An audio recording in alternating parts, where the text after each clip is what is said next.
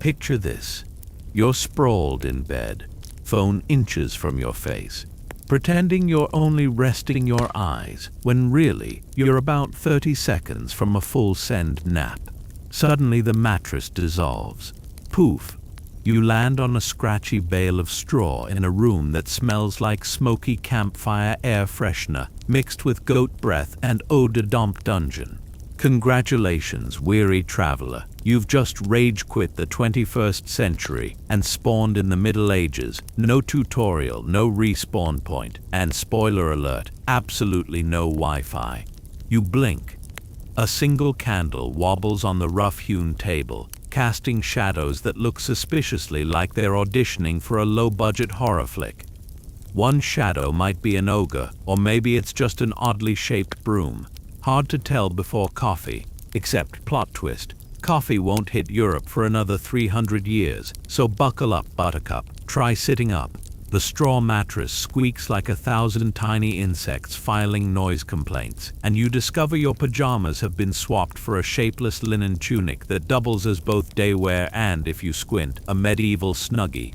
Somewhere outside, a rooster screeches its morning TED talk. You wonder why roosters get all the credit. Surely the donkey deserves a cameo. Right on cue, a donkey brays like an air horn with self-esteem issues. Welcome to your new alarm clock, set daily for crack of misery. You glance around your new studio apartment, square footage, slightly smaller than an economy coffin. No IKEA lamp, but there is a wooden bucket in the corner that doubles as a toilet, laundry hamper, and existential reminder that plumbing is a modern miracle. Overhead, a thatched roof flickers with the dream of hosting several enthusiastic spiders. One arachnid rappels down like Mission Impossible, pauses mid-air and seems to mime, "Nice tunic, bro." You wave weakly, because who are you to judge a spider's fashion sense? Time to adult medieval style. You shuffle outside, and the first thing that greets you, besides a gust of crisp dawn air and the immediate realization you forgot shoes, is mud.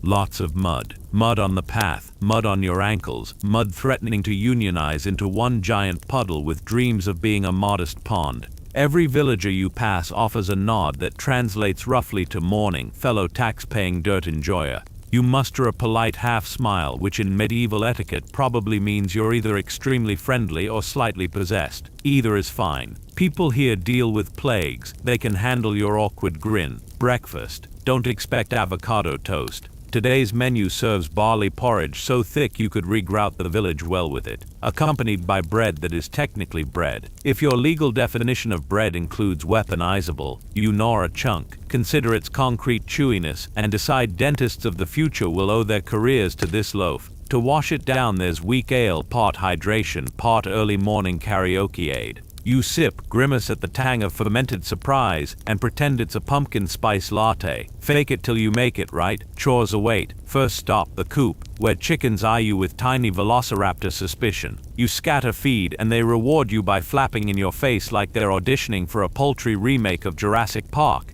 Next, milking the goat, an exercise in humility if ever there was one. The goat's name, judging by her soulful bleat, is probably Mildred, and Mildred has opinions. She sizes you up, then flicks her tail directly into your nose. You sneeze, she looks vindicated, and you both agree to a fragile peace treaty hinging on you learning proper milking technique before the next solar eclipse. With livestock pacified, you heft a crooked wooden yoke over your shoulders and march to the fields, ox in tow. The ox is enormous, patient, and radiates the vibe of a Zen yoga instructor who secretly bench presses wagons for fun. You whisper words of encouragement like "good boy" and "please don't step on me," marveling that this living tractor predates the tractor by centuries yet still runs entirely on hay and occasional pats. He flicks an ear in acknowledgement, or maybe he's just shooing a fly. Either way, teamwork achieved. Plowing commences.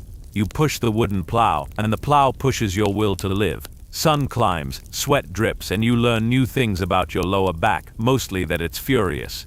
Mid-furrow, your mind wanders. Why didn't time travel drop you into a cushy castle banquet? Is there a cosmic lottery for historical vacations? Because you'd like a refund, or at least a coupon for indoor plumbing.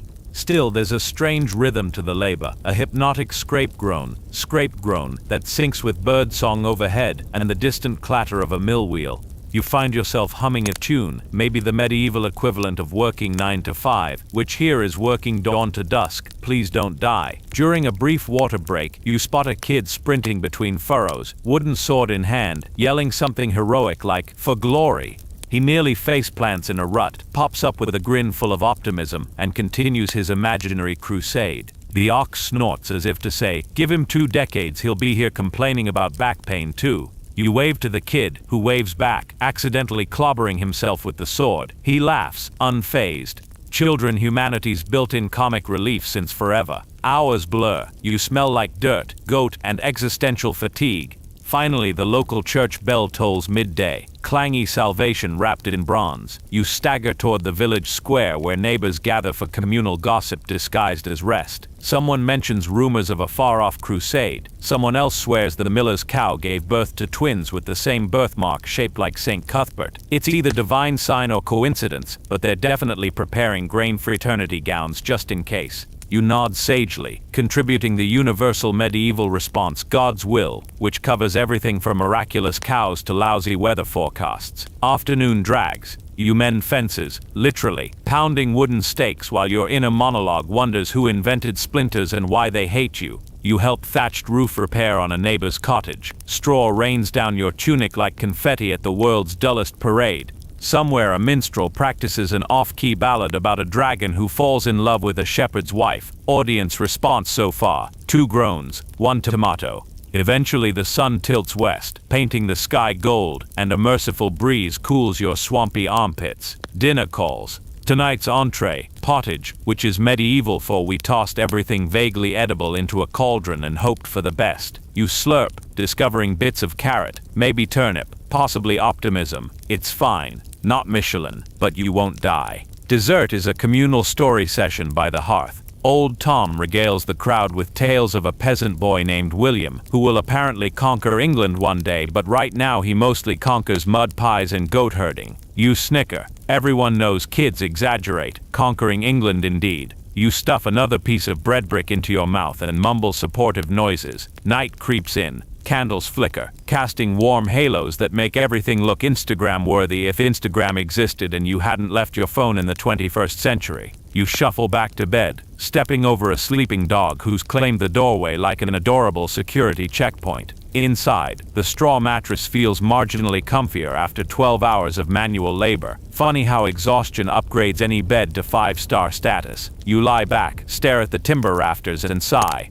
The goat bleats outside as if shouting nighty-night sucker. You smile into the darkness. Somewhere between wakefulness and dream, you realize the Middle Ages aren't all jesters and jousts. They're mud-spattered compassion, laughter echoing across thatched rooftops, shared struggles under the same wide sky. Hard, yes, but also quietly heroic in a survive-and-keep-laughing sort of way. You close your eyes. Tomorrow will bring more mud, more goats, more bread bricks. But also more stories, more sunrises, more chances to laugh at the absurdity of it all. And maybe, just maybe, spiders with impeccable fashion sense. You drift off, lulled by the distant hoot of an owl, and the comforting certainty that somewhere out there, Mildred the goat is planning her next tail-to-nose sneak attack. Sleep well, medieval explorer. The adventure resumes at dawn, and you'll need all the comedic endurance you can muster. Morning breaks like a stubborn coconut, loud, messy, and determined to give you a headache. Your eyelids peel open to discover the rooster doubling down on yesterday's performance, except now he's recruited backup vocals from a very tone-deaf goose. You try bargaining. 5 more minutes, you whisper. The rooster cackles in fluent mockingbird, and the goose honks something that translates to, "Get up, peasant, it's plot development time." You roll off the straw mattress. A rogue stalk pokes your ankle, as if reminding you straw is nature's way of saying memory foam? Never heard of her. Outside, the dawn air is brisk enough to freeze your regrets. You tug on yesterday's tunic, because medieval wardrobe options are basically tunic A and tunic A, but with fresh mud stains.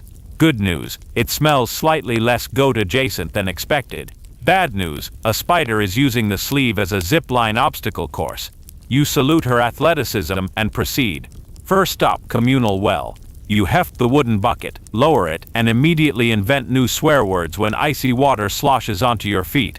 While hauling it up, you overhear the neighbor, Matilda, mistress of gossip, recounting that Sir Reginald, the local knight, accidentally jousted a scarecrow yesterday, mistaking it for an intruder. It fought valiantly, Matilda says, deadpan. Lost its head in the end. You snort water out your nose, hydration and hilarity, 2 for 1. Back at the cottage, your family, you've somehow inherited a medieval family overnight, awaits the daily meeting of what's for breakfast. Agenda items: barley porridge, leftover barley porridge, and if you're feeling naughty, barley porridge sprinkled with yesterday's crumb of cheese. Culinary innovation here moves slower than dial-up internet. You volunteer to stir the pot, which is both literal and metaphorical, because your stirring utensil is a stick charred at one end, and your mind is already planning an uprising against breakfast monotony. Maybe tomorrow you'll add a dash of daring called salt.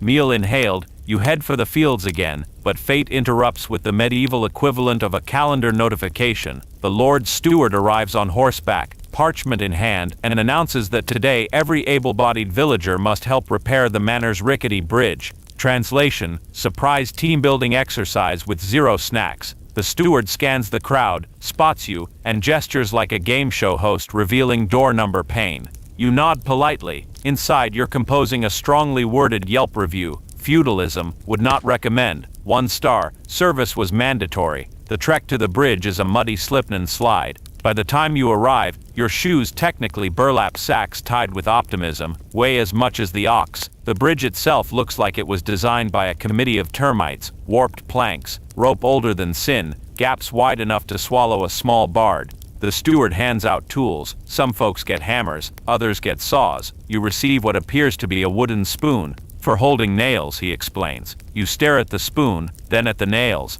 then back at the spoon. Sure, you say, channeling your inner handyman influencer. Just DIY things. Work begins. You kneel, spoon brimming with nails, while Geoffrey the blacksmith swings his hammer like he's auditioning for whack-a-mole.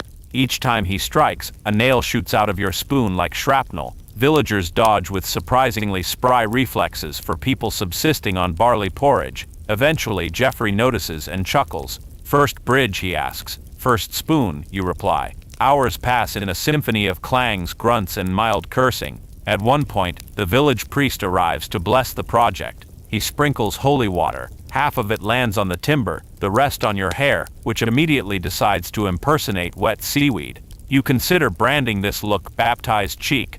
Moments later, the priest steps too close to an unsecured plank and nearly plummets riverward. You grab his sleeve just in time. Congratulations, you've unlocked the Saved a Cleric side quest and earned exactly 0 coins, but plenty of grateful nods. By mid-afternoon, the bridge is sturdier. You and Geoffrey test it by stomping across, bouncing experimentally. It only squeaks like a family of mice singing sea shanties, which counts as structural integrity around here. The steward beams. Well done, villagers, for your loyalty. The Lord grants each household an extra log of firewood. Firewood medieval gold. Everyone cheers like it's a Tesla giveaway. You cheer too, mostly because firewood means fewer nights spent shivering like a caffeinated squirrel. Walking home, you spot Mildred the goat in a heated staring contest with Sir Reginald's warhorse over a patch of grass. The horse snorts. Mildred lowers her head, horns poised. You choose diplomacy and gently tug the goat away, whispering, "Pick battles your own size, diva." She huffs but complies, secretly plotting equine vengeance. Evening descends with a burnt orange sky. Supper is, brace yourself, barley porridge, repurposed as thin soup. Someone suggests adding wild herbs for flavor. Someone else warns those herbs might be cursed by forest sprites.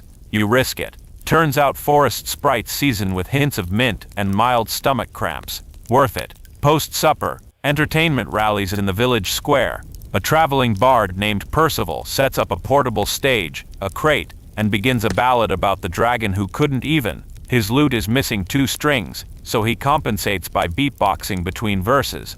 Kids squeal with delight. Adults exchange tolerant smiles. The local cat leaps onto the stage, steals Percival's feathered cap, and rockets away like a furry comet.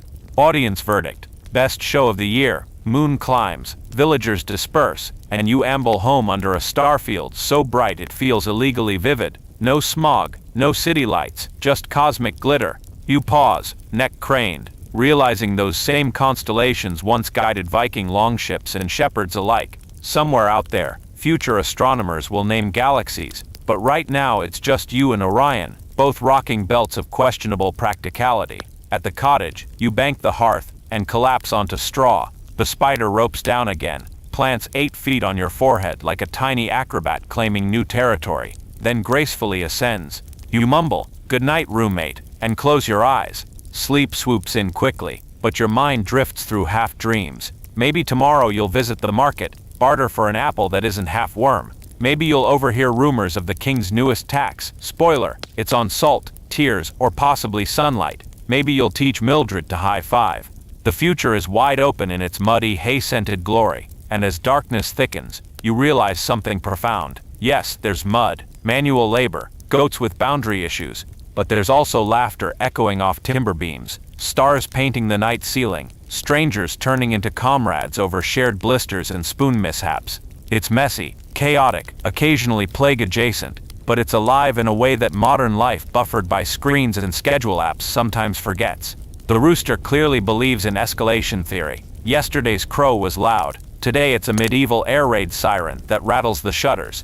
You sit up, hair pointing in 5 conflicting compass directions while your brain reboots on dial-up speed. Outside, dawn glows honey gold, which feels rude because you haven't had breakfast and everything labeled honey reminds you food exists. You shuffle to the door, crack it open, and are blasted by air brisk enough to exfoliate regrets.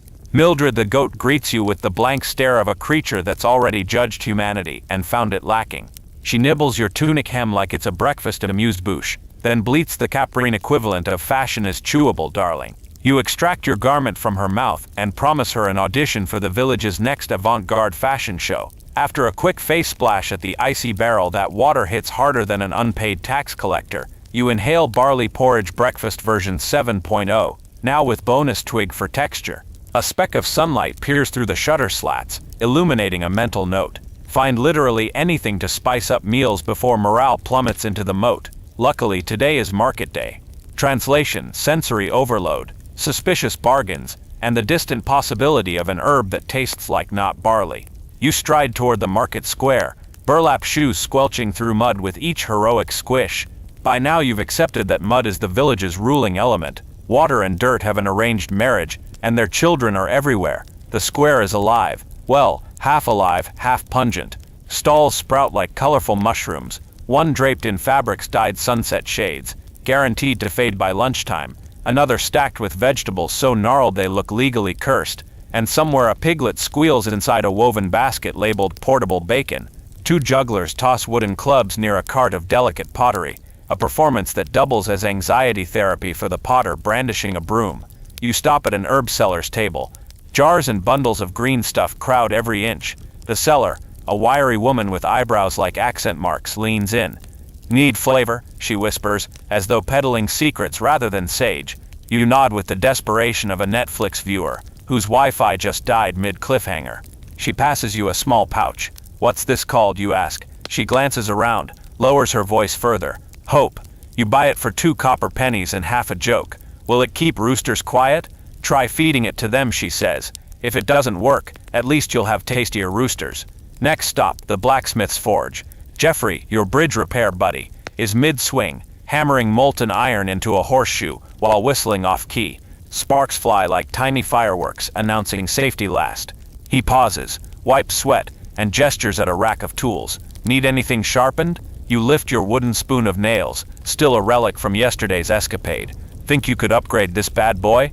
Jeffrey examines it with scholarly seriousness.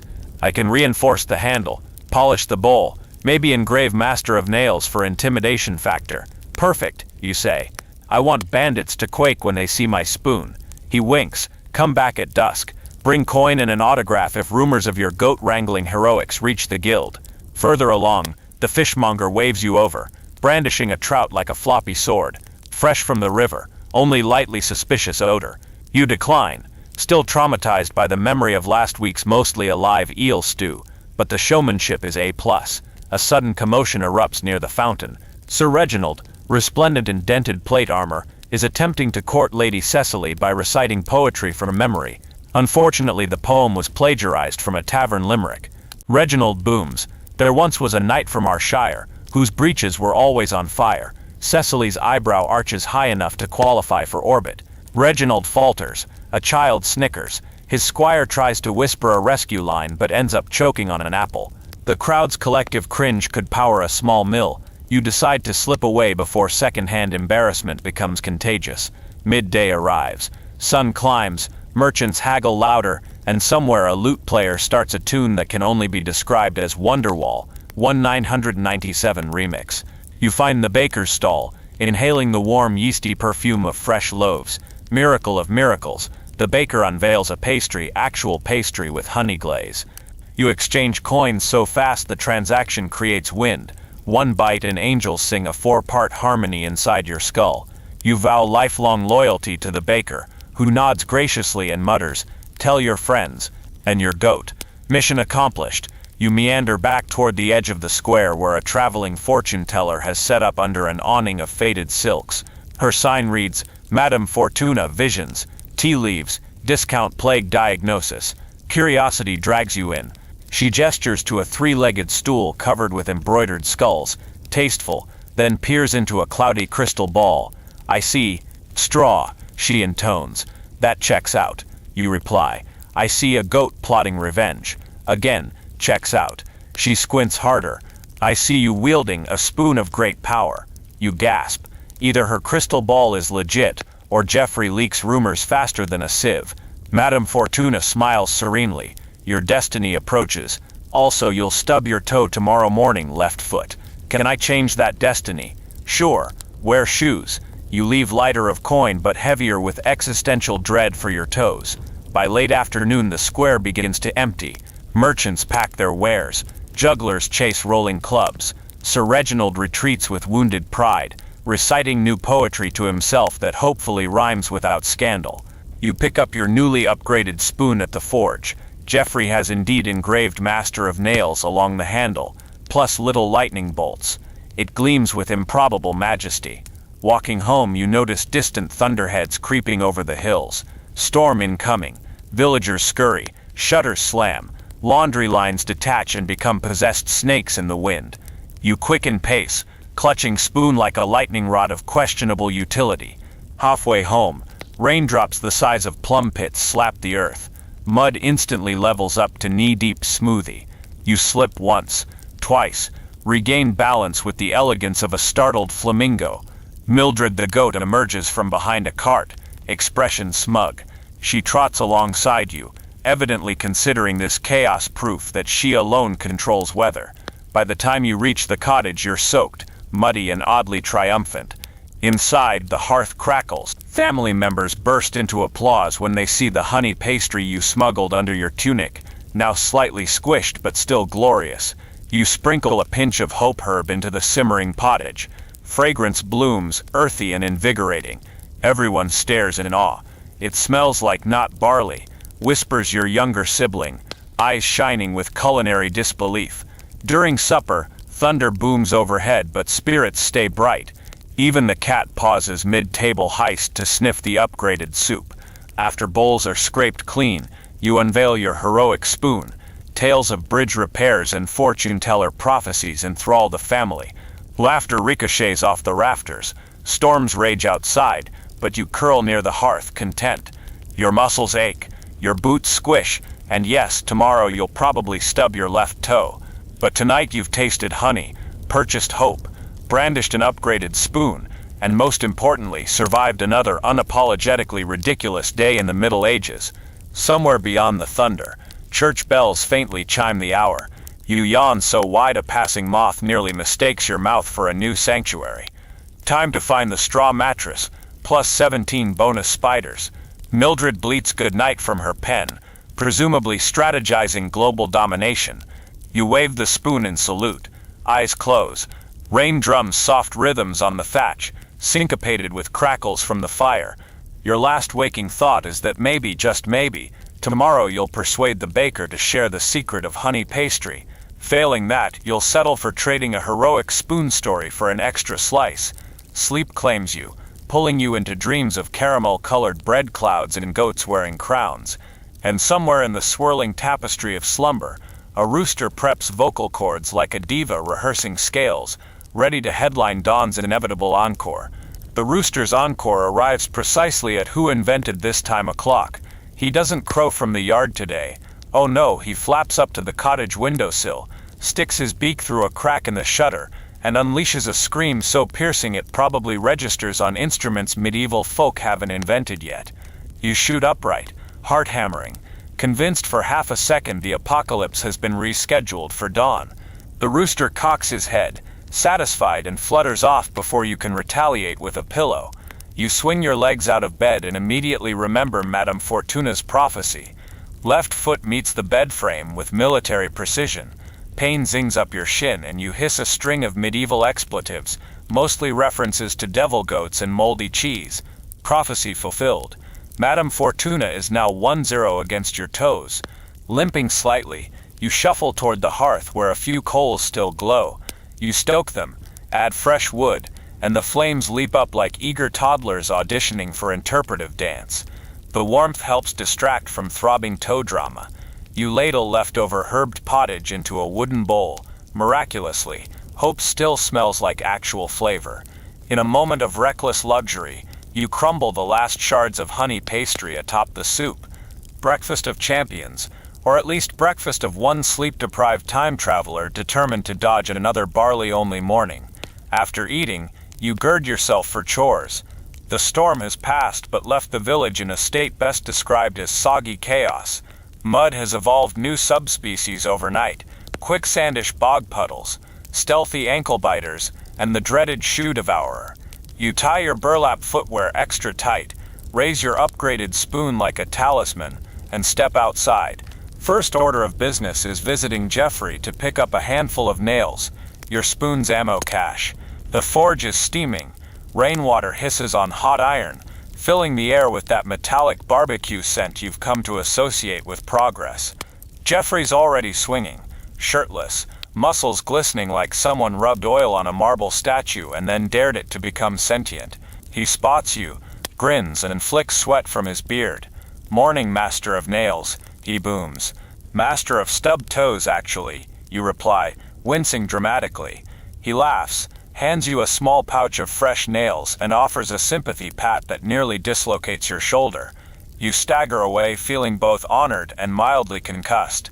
Today's primary task is gathering firewood in the forest, a communal expedition decreed by the steward because yesterday's thunderstorm flattened half the manor's stockpile. 10 villagers assemble at the edge of the woods, armed with axes, saws, and your shiny spoon.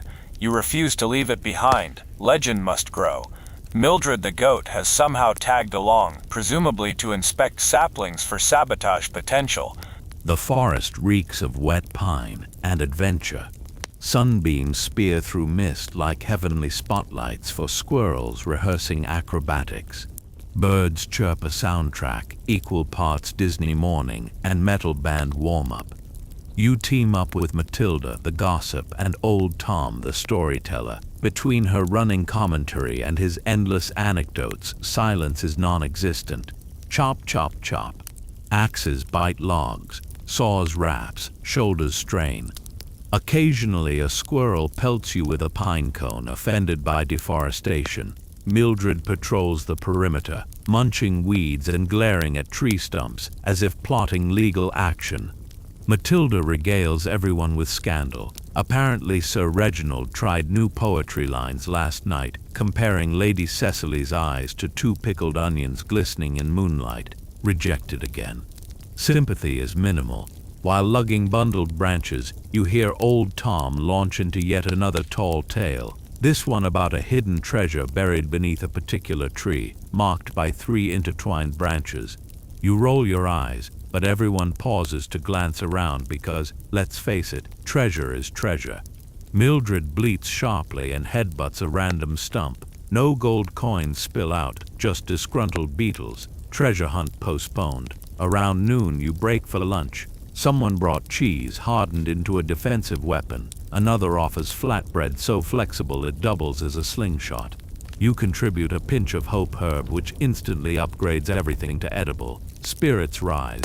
Old Tom produces a battered flute and squeaks out a tune that may once have been Greensleeves before traveling through time and despair. Mid-meal the peace shatters. A boar crashes through undergrowth, snorting like it's late to an anger management seminar. Chaos erupts. Villagers scramble up logs. Mildred lowers horns, but you tackle her out of harm's way because Goat vs. Boar seems like a Netflix series headed straight for cancellation. In the confusion, your spoon gleams heroically. You brandish it, nails loaded. The boar skids, turns its tiny eyes toward you, and you swear it silently questions your life choices. You hold breath, ready to fling nails slingshot style. But before conflict escalates, Jeffrey barrels out of nowhere wielding a still-hot horseshoe. He slams it onto a tree trunk like a gong. Metal clang reverberates, the boar squeals, decides it forgot to pay rent elsewhere, and bolts into the forest. Villagers erupt in cheer. Jeffrey shrugs, returns to hauling lumber like boar heroism is a Tuesday hobby. After adrenaline subsides, afternoon labor continues apace. By late day, your sled of firewood resembles a small dragon corpse, long, heavy, and waiting to incinerate something. The procession home is slow but victorious, muddy boots squelching out a marching beat. Mildred trots alongside proudly, having contributed moral support and free fertilizer. Back in the village, the steward praises everyone and distributes tiny bread tokens as reward. You pocket yours for later midnight snack sabotage. Then you remember the fortune teller's crystal ball snippet about straw and destiny and realize your straw mattress might need fluffing. You head home to attend to it, visions of restful sleep dancing in your head. Inside, the family greets you with big eyes. Word has spread about Spoon Vor Round 1. There is talk of writing a ballad. Your younger sibling already penned a chorus rhyming fearsome with spoonsome. You blush, play it cool, and hang your cloak by the hearth. Rain has started again, pattering softly, comforting rather than chaotic. Dinner tonight is roasted root vegetables sprinkled with the last of hope. Everyone gives it silent respect before digging in. Afterward, you attempt mattress maintenance, shaking straw, adding fresh dried grasses from the loft. Spiders complain but relocate 2 inches to the left, which counts as a neighborly compromise. Before bed, you lean outside, letting rain mist your face. Clouds part just enough to reveal a slice of starry sky. You trace constellations you half remember. There's Orion, still flaunting that belt. There's the goose-rooster hybrid you invent on the spot out of spite. In that quiet moment, a sense of belonging seeps in, the realization that despite mud and stubbed toes, you've woven into village life like thread in tapestry. Back inside, you climb under your blanket, spoon resting nearby like a knight's sword minus the decapitation potential. Mildred's bleat floats in from her shelter. Either she's saying goodnight or reminding you she's still plotting coup d'etat. You respond with a sleepy grin. The rooster is silent for now, presumably recharging his vocal cords for tomorrow's grand opera. You exhale, toes throbbing less, heart full of odd gratitude. Somewhere a thunder rumble rolls, distant and non-threatening, like the sky clearing its throat before bedtime stories. You close your eyes, drifting toward dreams where boars politely apologize, Sir Reginald hires a writing tutor, and honey pastries grow on trees. In those dreams, you wield your spoon like a shining scepter, not because it's the mightiest weapon, but because it's yours, earned through ridiculous adventures, laughter, and a healthy sprinkling of hope. And that, you decide as consciousness fades, is more than enough to conquer whatever tomorrow lobs your way, be it mud, mythic barnyard beasts, or prophetic stubbed toes. Sleep claims you, and the night hums on, full of raindrop lullabies, crackling hearth whispers, and the steady heartbeat of a village that may be muddy and loud, but for now feels exactly like home. Your brain surfaces from sleep like a suspicious carp testing the water, and miracle of miracles, the rooster is silent. You pry open an eye. Dawn is barely a rumor, the shutter slat still dripping last night's rain. No ear-piercing cockadoodle, no goosey backup vocals. Bliss, then you realize why. A low growl rumbles from somewhere near the door, followed by a muffled, outraged squawk. You sit bolt upright. The rooster has been kidnapped. You shuffle to the threshold and ease it open. A tiny silhouette darts past your ankles.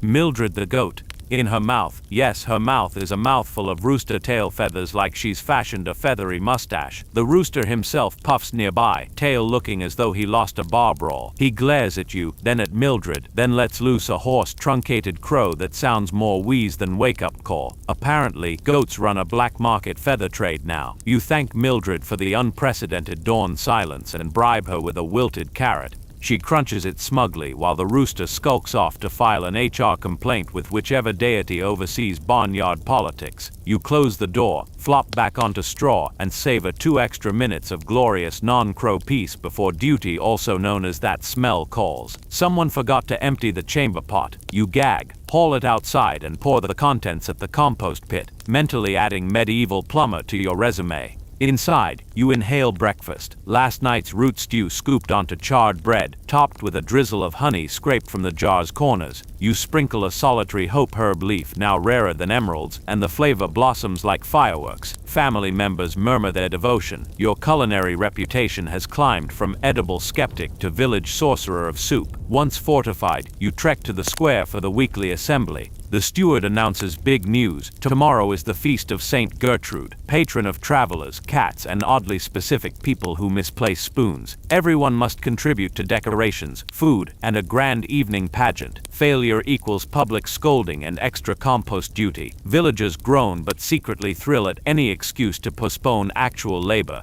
You volunteer for the pageant's special effects team, partly because it sounds glamorous and partly because Jeffrey drafts you before you can refuse. His plan: construct a mock dragon to parade through town breathing fire, sparks plus bellows, while local children wield wooden swords in heroic chaos. You'll manage smoke. Smoke equals damp straw set smoldering in clay pots. What could possibly go wrong? The day becomes a frenzy of crafting. At the carpenter's shed, you hammer together a dragon frame out of scrap planks. Jeffrey forges the jaw, 2 curved iron pieces that clack menacingly. Matilda donates faded tapestries to drape as scaly hide. Old Tom stitches button eyes the size of soup bowls. The effect is charmingly monstrous or monstrously charming. Hard to say. Mildred auditions for dragon tail duty by headbutting the frame until it wobbles. You politely decline her enthusiasm. Mid-afternoon, Sir Reginald gallops in, convinced the dragon is real and must be slain for Cecily's honor. You wave your spoon scepter and yell, "It's a prop, Sir Shiny Britches." Reginald reins up, blinks, and claims he was only checking structural integrity. He offers to be the pageant's official dragon slayer. You accept. After all, no one swings a wooden sword with more inflated dignity. Across the square, the baker experiments with sweet buns shaped like tiny pilgrims.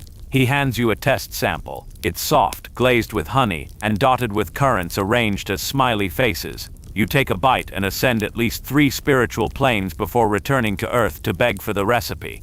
The baker winks, mysterious pastry chef winks, and says it's 80% flour, 20% prayers, 100% elbow grease. Math is different here. Evening edges in. You and the effects crew drag the skeletal dragon to the smithy for final touch-ups. Jeffrey heats iron filings, mixes them with powdered charcoal, and shows you how to toss pinches onto hot embers so sparks fountain out. You practice until you're confident you can avoid accidental villager flambe. Confidence level, medium-low, but adrenaline will fill gaps. At sunset, rehearsal kicks off. Kids brandish wooden swords, shrieking battle cries. Reginald practices heroic poses turned profile, chin aloft, cape, borrowed curtain fluttering in a non-existent breeze. You crouch behind the dragon, wafting straw smoke through nostrils fashioned from rolled parchment. The dragon lurches, kids squeal, parents clap. A spark lands on Matilda's bonnet. She swats it out with practiced calm. Only minor singe. Success. Rehearsal ends under a sky blush pink. Everyone heads home brimming with anticipation and the faint odor of smoke. You lug a bucket of embers to dump safely near the river, mindful of not igniting the town before the actual celebration. On the way, you spot Madame Fortuna packing her silks. She eyes your soot-streaked face. "You're flirting with destiny," she says. "Which part? The dragon or the missing rooster feathers?" She taps her crystal ball. "Tomorrow a hero rises. Could be the rooster, could be you." Then she winks and disappears into the dusk like a cryptic Snapchat filter. Back at the cottage, family gathers for supper. Lentil stew thick enough to support a spoon upright, a feat you test, naturally. Around the hearth you recount dragon-building exploits. Younger sibling hums a new ballad chorus. Our brave spoon lord tames dragon lore with smoke that makes the villagers snore. Needs work, but the rhyme scheme is admirable. After dishes, you step outside. The moon is a silver coin on velvet, clouds drifting like lazy sheep. You rehearse tomorrow's smoke toss in slow motion, imagining cheers as sparks bloom. Nerves flutter, stage fright, maybe. Or maybe excitement at weaving yourself deeper into village legend. Inside, Straw mattress beckons. You collapse, muscles buzzing with fatigue. The spider delegation rappels down to inspect fresh soot on your sleeve, judges it avant-garde and retreats. Mildred bleats softly from her pen. The rooster offers a resentful gurgle from his perch, feather pride wounded but voice returning. You whisper truce terms involving shared honey pastry crumbs, negotiations pending. Sleep drapes over you like a wool cloak. Tomorrow promises spectacle, saints, dragons, pastries, possibly heroic poultry redemption. In dreams you glimpse snippets, a dragon breathing glittering sparks, Sir Reginald tripping over his own sword, Mildred wearing a paper crown hissing smoke through her nostrils. You center stage, spoon raised high, sparks painting constellations. Night deepens, hearth embers glow. Rain taps a gentle rhythm on thatch, syncing with your heartbeat as it slows. For now hopes, herbs and feathers swirl together, promising that even in a mud-splattered medieval hamlet, magic is just smoke, sparks, and a little fearless improvisation away. Morning dawns less like a gentle kiss from the sun, and more like a toddler with symbols. The rooster, having recovered both dignity and a portion of his tail plumage, elects to premiere a brand new high-volume melody that somehow merges crowing with kazoo energy. You jolt awake, narrowly avoiding a collision between your forehead and the low ceiling beam, and mutter a prayer to Saint Gertrude, patron of travelers, cats, and soon, you hope, noise-canceling earplugs. Today is feast day, pageant day, dragon smoke spectacular day. Your stomach somersaults with equal parts nerves and honey bun anticipation. You cram into your tunic, discover goat fur applique courtesy of Mildred, shrug, and declare it medieval couture. In the common room, the family has assembled a celebratory breakfast, barley porridge, surprise, but someone sprinkled cloves and ginger pilfered from a spice merchant's wagon yesterday. One bite and your taste buds spontaneously compose a madrigal of gratitude. Outside, the village is electric. Bunting made from dyed scraps flaps between cottages. Garlands of late summer flowers droop over doorframes. Children zip around wielding wooden swords, some masquerading as tiny dragons thanks to cabbage leaf wings strapped to their backs. A wandering lute duo sets up near the well, already strumming an upbeat ditty suspiciously similar to last week's sad ballad played in major key. Your first task, final smoke rehearsal with Geoffrey before the main procession. At the smithy, he's polishing the dragon's iron jaws until they reflect his grin. You position clay pots of damp straw along the path, test a few pinches of spark dust, whoosh, small fireworks burst, leaving a smell halfway between campfire and accidentally singed eyebrow. Perfect. Sir Reginald arrives astride his noble steed, armor freshly buffed to blinding sheen. He dismounts with theatrical flourish, cloak billowing as if he paid the wind extra. He brandishes a lindenwood sword painted silver, and asks if you've written him new poetry lines. O valiant knight, with heart so pure, thy shiny pants shall truth secure. Reginald beams, completely missing the pants reference. Matilda appears with baskets of sweet buns, shaped like, what else, cats. The baker, wearing a flour dust crown, decrees them official feast treats. You taste test one, quality control, and confirm they are verifiably divine, icing whiskers and all. Noon bells clang and villagers gather at the square's edge as the pageant begins. Old Tom narrates, voice booming like a half-charged thundercloud. Children play the role of frightened townsfolk, scampering in choreographed panic as the dragon propped on a wheeled cart lurches forward. You skulk behind the frame, tossing spark dust into hidden braziers while pumping a bellows of straw smoke through parchment nostrils. Flames? None, thank heavens, just shimmering embers that leap and die before mischief can ignite. The crowd gasps, applauds, squeals. The dragon's jaw clacks. Geoffrey, concealed inside, roars in gravelly falsetto. Mildred, drafted last minute as tailwag operator, trots along proudly wearing bright ribbons. Every so often she adds her own bleat to the cacophony, which kids interpret as authentic dragon snarling. The rooster marches nearby, valiantly crowing on cue as the town's alarm. Redemption arc achieved. Cue Sir Reginald. He steps forward, sword aloft, declaiming your recycled limerick turned heroic verse. Unfortunately, he inserts an improvised flourish, trips on his own scabbard, and faceplants into a hay bale placed for precisely this contingency. Children lose their minds with delight. Reginald springs up, hay in visor slots, and resumes slashing valiantly at air while the dragon retreats in comedic terror. You ramp up smoke for the grand finale. One handful too many. Oops, a plume billows, enveloping half the square, reducing visibility to zero. Somewhere in the white-gray fog, Reginald yells, "Have at thee, foul beast!" Anvil clang, goat bleat, someone sneezes. When the smoke thins, villagers witness the dragon toppled on its side, Reginald standing atop like a triumphant rooster, sword raised, hay still decorating his helmet. The square erupts, cheers, laughter, an old lady fainting from joy or oxygen deprivation. Pageant complete, the feast commences. Tables groan under bread rounds, cheese wedges, roasted root veggies, and a giant cauldron of stew that suspiciously resembles your pottage but with bonus venison. You ladle a bowl, garnish with minced hope, and devour while listening to the minstrel duo attempt harmony. They miss several notes but no one cares. Mid-feast, Madame Fortuna drifts through, plucking sweet bun crumbs off platters like a mystical sparrow. She catches your eye, nods approvingly. Hero rose, she murmurs. Sparks flew, dragon fell, goat prevailed, prophecy satisfied. Then she presses a small sachet into your palm. Fresh herbs, fragrance unfamiliar. For tomorrow, she says, season life generously. Dusk paints the sky sherbet colors. Villagers light torches, gather for last prayers. The priest blesses the roasted boar. The one Jeffrey chased off 2 days ago met its destiny elsewhere. You watch smoke curl into the twilight and feel a swell of something warm and resonant, belonging maybe, or the simple awe of community threading joyous moments through mud-soaked days. Later, families disperse. You help roll the dragon carcass back to storage. Jeffrey plans to repurpose it for next month's harvest dance. Will attach wheat sheaves, instant cornucopia. Mildred prances beside you, proud as any steed. The rooster, sporting a tiny bandage on his tail, struts after, crow muted but victorious. Home at last. The hearth still glows, and the family saves you the final cat bun.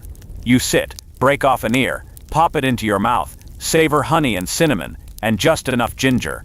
Outside, distant crickets pick up where minstrels left off, chirping their own off-key ballad.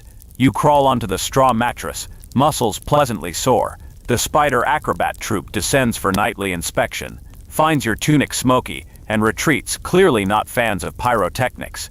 Rain threatens again, but only a whisper. You close your eyes, letting feast day memories swirl. Ribboned goats, hay bale heroics, sparks painting constellations in daylight. Sunrise the day after a feast always feels like the world itself rolling out of bed with a hangover.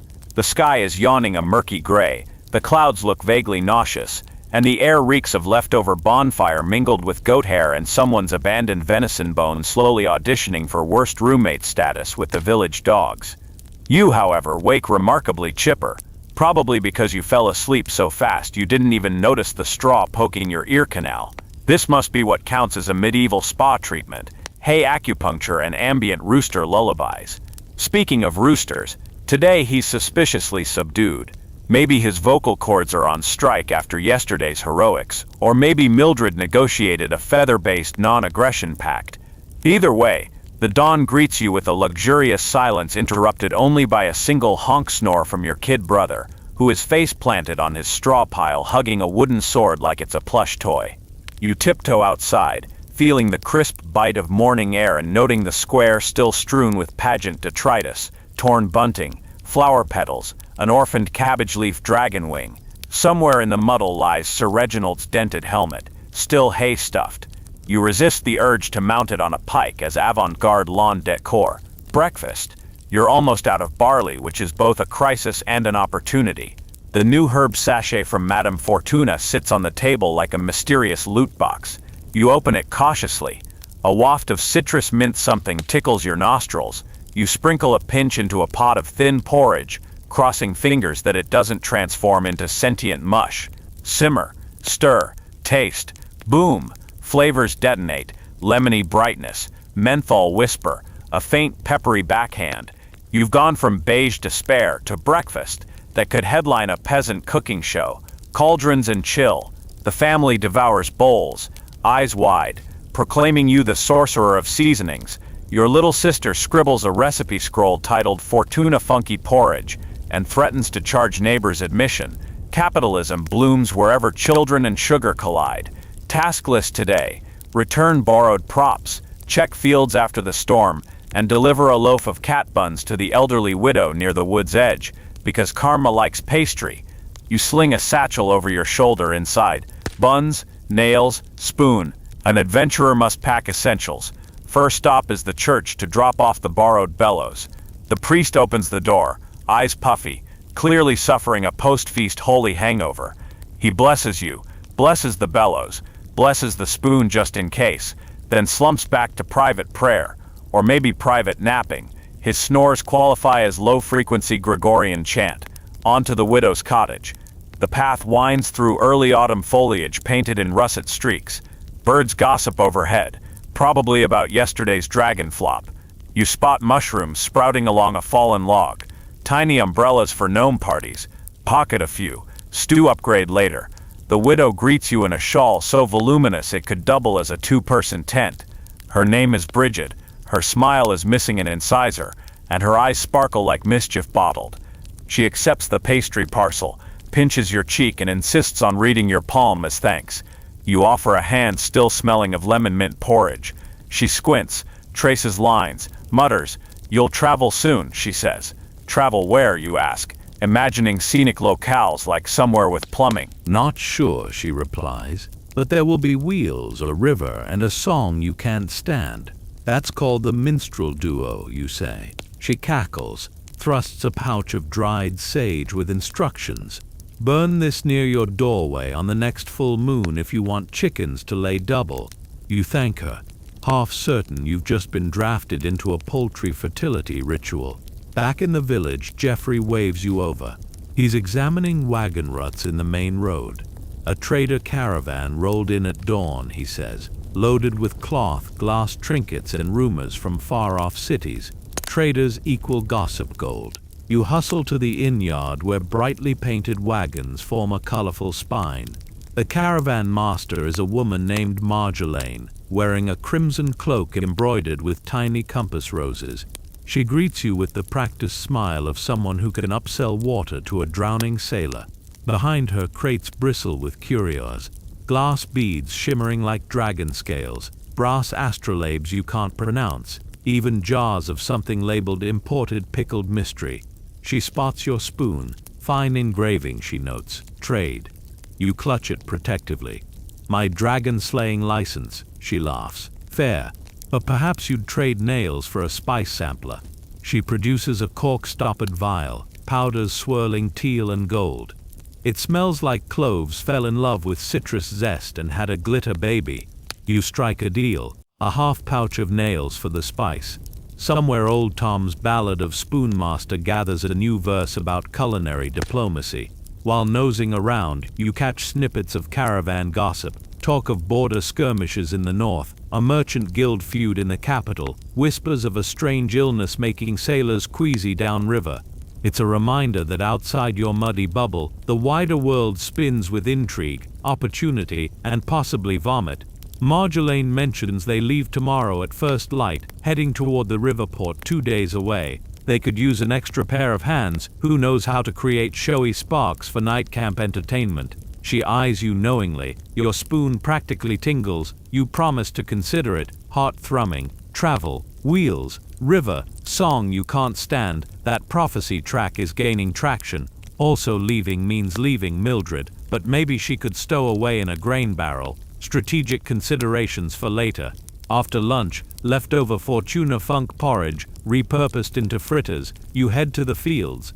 The storm flattened patches of rye like a drunken barber's haircut. You spend hours writing stalk bundles, shoes suctioning mud until each step slurps a complaint. As you work, you mull the idea of caravan life, new sights, new spices, risk of highwaymen, access to distant bakeries, adventure versus comfort zone measured in goat bleats, sun dips. You return to the square just as the minstrel duo begins their evening set. The first tune, a whiny ballad about unrequited cheese. You groan, prophecy manifesting already. Decision made. You're joining the caravan. Anything to escape this sonic onslaught. You find Marjolaine at the inn, where she's negotiating stable fees. I'm in, you say. She arches a brow. Payment? I draw crowds with sparks, can cook decent porridge, and come with goat drama for free. She laughs, spits in her palm, offers a handshake. Deal sealed, departure dawn. You sprint home to break the news. Family reacts with mixed emotions. Excitement, worry, strategic planning. Read you, Who inherits the heroic spoon if you perish? Mildred snorts as top contender. You pack essentials: cloak, flint, mushrooms, spice vial, your sister's illustrated recipe scroll, and of course the spoon. Night deepens. You visit Mildred, scratch her behind the horns, apologize for impending absence. She huffs, nudges the spoon, then trots off to torment the rooster, which you interpret as blessing. Back inside, you toss sage in the hearth, figuring chicken fertility can't hurt, and watch fragrant smoke coil like green ghost ribbons. Your mattress awaits one last embrace before the road. You lie down, mind buzzing with tomorrow's unknowns: wagon wheels, river breeze, maybe even a city skyline jagged against sunrise. A spider descends, lands on the spice vial, and seems to consider hitching a ride. You assure her your luggage allowance is full. She retreats with dignified grace. Sleep comes wrapped in excitement. Tonight you dream of endless roads bordered by lavender fields, of lantern sparks mimicking stars, of wearing your spoon at your belt like a knight's dagger, while Mildred gallops behind the caravan wearing a crimson cloak of her own.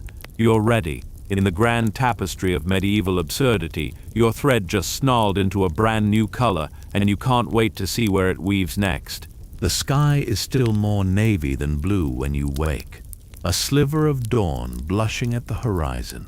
You roll off the straw mattress with a strange cocktail of nerves and giddy fizzing in your veins. The cottage is quiet, too quiet. Your family, in an act of either mercy or conspiracy, pretends to keep sleeping so they won't sob all over your cloak. You tiptoe, gather your satchel, and pause to soak it in the familiar creaks and crackles one last time. The hearth's dying ember sigh, the lazy sputter of yesterday's stew in the cauldron, the faint snore that might be your brother or the cat auditioning for bagpipes. At the door you freeze. Mildred stands blocking the threshold like customs control, horns leveled, eyes squinting suspicion. In one swift motion you kneel, scratch between her ears, and whisper all the gushy goodbye cliches you swore you'd skip. Adventure horizons, I'll write, while she sniffs your satchel searching for smuggled pastries. You slip her a crust of cat bun. She crunches, snorts, and steps aside with regal dismissal, tail flicking the dramatic farewell. Outside, the village slumbers under pearl-gray mist. Bunting remnants flutter like tired confetti. Somewhere the rooster rasps half a crow, thinks better of it, and retreats, either still nursing vocal strain or too intimidated by goat reprisals. You cross the empty square, spoon clinking at your belt, and head for the inn where the caravan readies. Marjolaine's wagons line up like painted toy boxes, sapphire, cinnabar, sun yellow, each embellished with swirling constellations and tiny mirror chips that wink even in pre-dawn gloom. Traders bustle in hushed tones, cinching ropes, checking axles, sipping steaming mugs that smell suspiciously like coffee's grandfather, bitter barley brew spiked with mystery bark.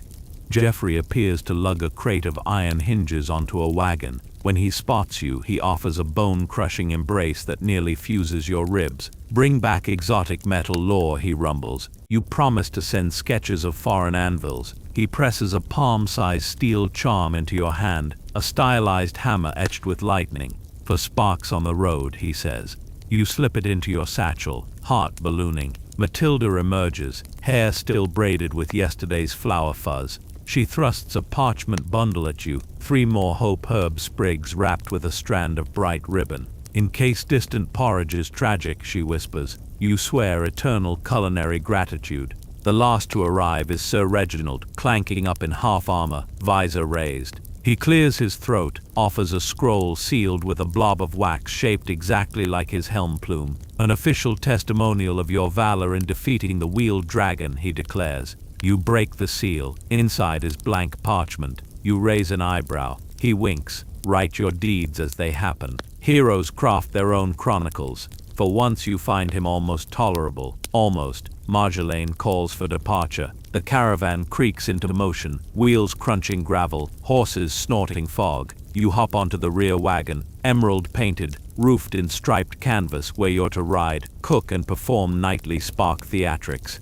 As the village slips behind, you spy Mildred on a fence rail watching, chewing cud with contemplative smugness. She doesn't bleat a goodbye, too cool for that, but she flicks an ear, Queen's wave more eloquent than words. And just like that, you are on a road you've never traveled, morning breeze flipping your hood, spoon gleaming like a talisman of nonsense. Fields unfold in dew-stung tapestry, stubble gold and damp green, scarecrows tilting salutations, sun climbs, warming the timber wagon boards beneath you, and your toes tap an offbeat rhythm, born of wheels thumping seams in the rutted track. Thud clack, the metronome of possibilities. The first hours pass in introductions. Your wagon mates, Bella the glass bead artisan, fingers stained indigo, Dunya the seamstress, needles tucked in her bun like dangerous antennae, and twins Oscar and Alda, self-proclaimed apprentice pyros, their eyes sparkling soot in anticipation of your spark dust secrets. You teach Oscar how to grind charcoal and iron filings with your spoon pommel, while Alda fetches damp straw for controlled smoke. The twins vow eternal loyalty, or at least until dinner. Around mid-morning the road reaches the river. Mist lifts to reveal a silver coil wide as 20 oxen, current purling soft as monk chant. Marjolaine signals a halt at a shallow bank where flat stones form a natural ford. Horses drink while traders offload crates to lighten crossing weight. You volunteer to test spark tricks. You scatter a pinch of dust onto a hot iron plate. Bella heats over a brazier. Sparks fizzle into daylight, arching like golden minnows before the breeze snuffs them. The twins applaud. One wagon horse spooks, nearly noses Bella's bead crate into the drink, but catastrophe is averted, and by noon the caravan rattles onward across the water, wheels splashing, hooves slipping, everyone laughing at the thrill of not drowning. Lunch break under alders, you conjure stew from dried peas, onion, pocket mushrooms, a sliver of salt pork, and a bold dash of hope. Steam carries lemon mint perfume across the glade. Traders cluster, bowls in hand, murmuring approval. One elderly map seller proclaims it, tastes like if summer got reincarnated as soup. Pride blossoms, you ladle second helpings. Afternoon's ride brings hills. Sunlight coins flicker through branches overhead, and birds you can't name flit like confetti launched for free. Oscar and Alda start a counting game. How many goats you've wrangled, dragons defeated, roosters silenced. They reach 9 before arguments over whether the spoon qualifies as separate heroic tally. You promise to resolve in later footnotes. Toward dusk, the caravan wheels into a riverside meadow.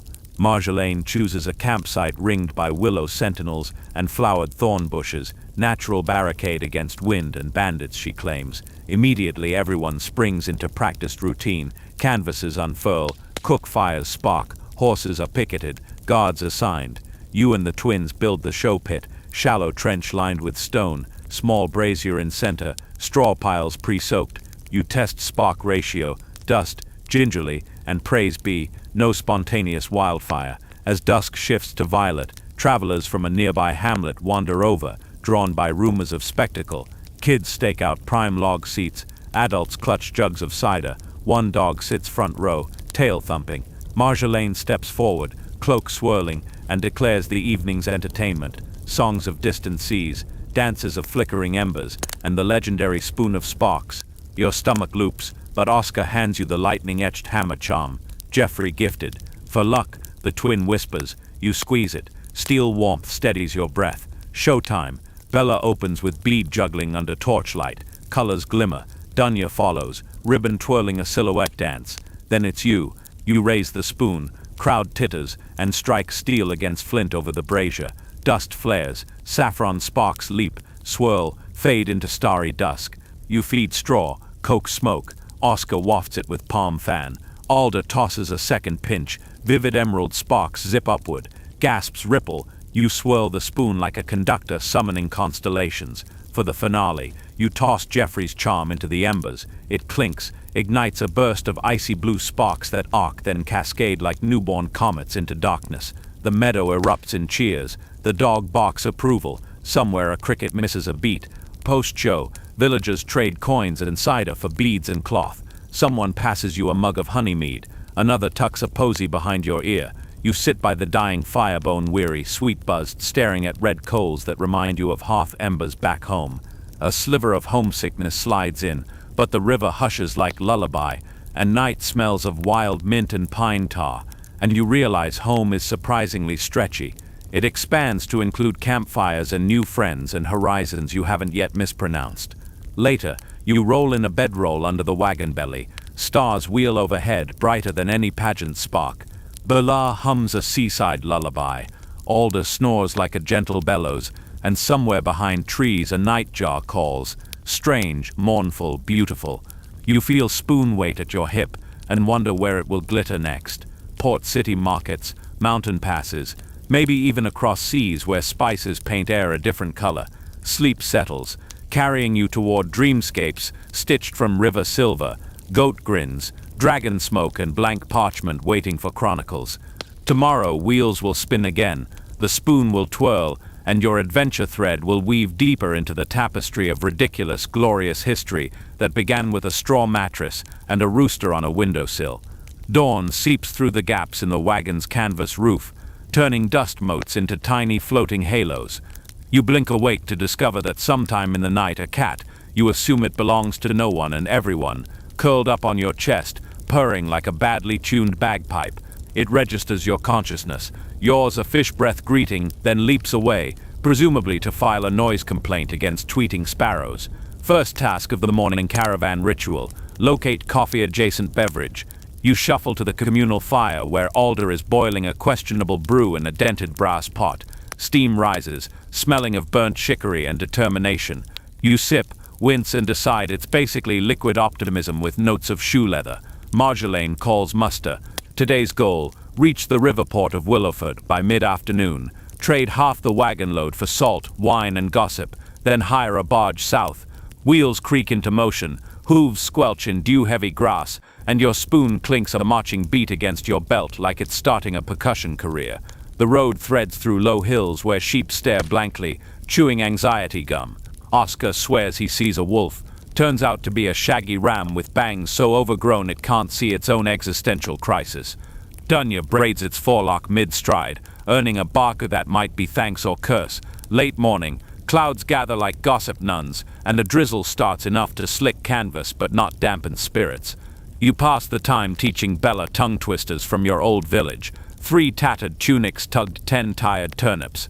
She manages tat-tat tuna before dissolving into laughter so loud a nearby raven croaks in protest. By noon the caravan rounds a bend and the river port appears.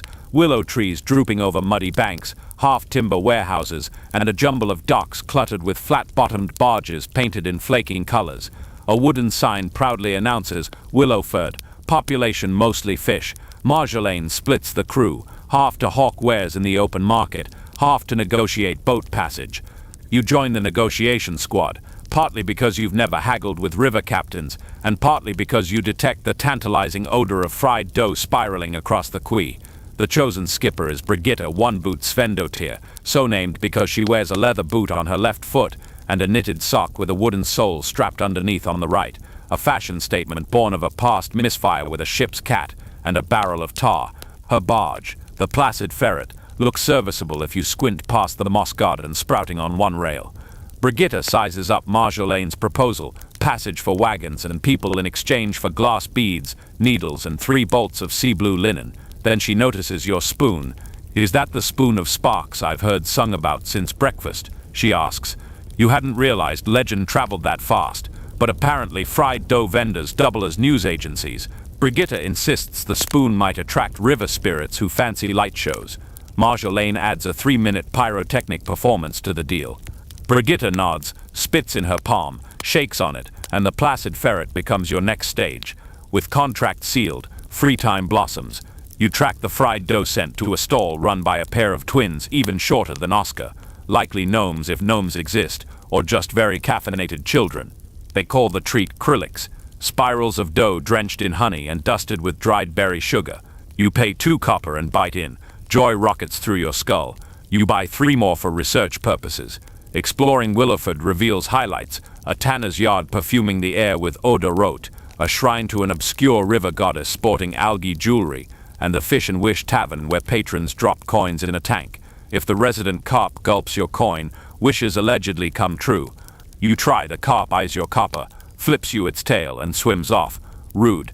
Mid-afternoon, the wagons roll onto the barge's flat deck via rickety planks that creak ominously but miraculously hold.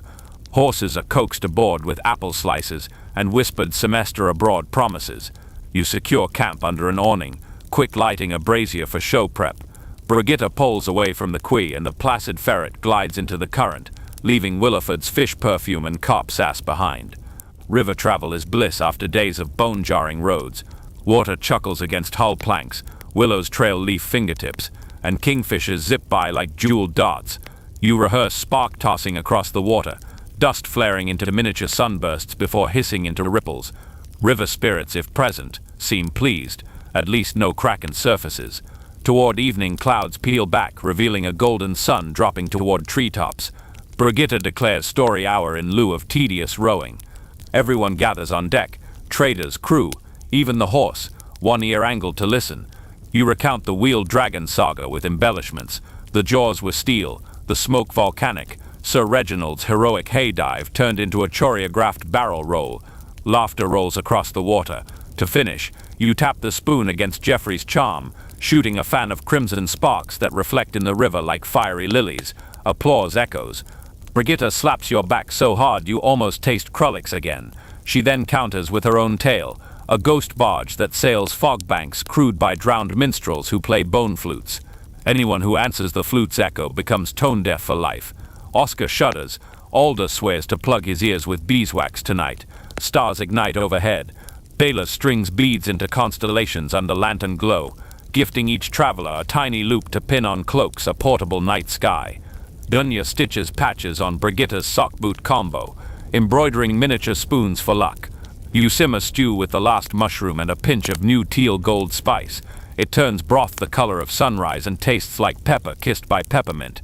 Somewhere downriver, a lonely accordion wheezes from another vessel, playing that song you can't stand, the minstrel duo's melody, exported by the universe just to fulfill Brigitte's palm omen.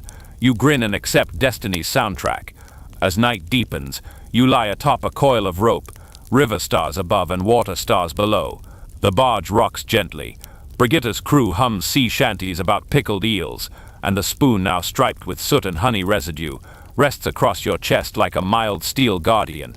You think of the village, of Mildred probably terrorizing the rooster into morning silence, of Geoffrey forging sparks for someone else's show, of Matilda gossip narrating your exploits to anyone within earshot.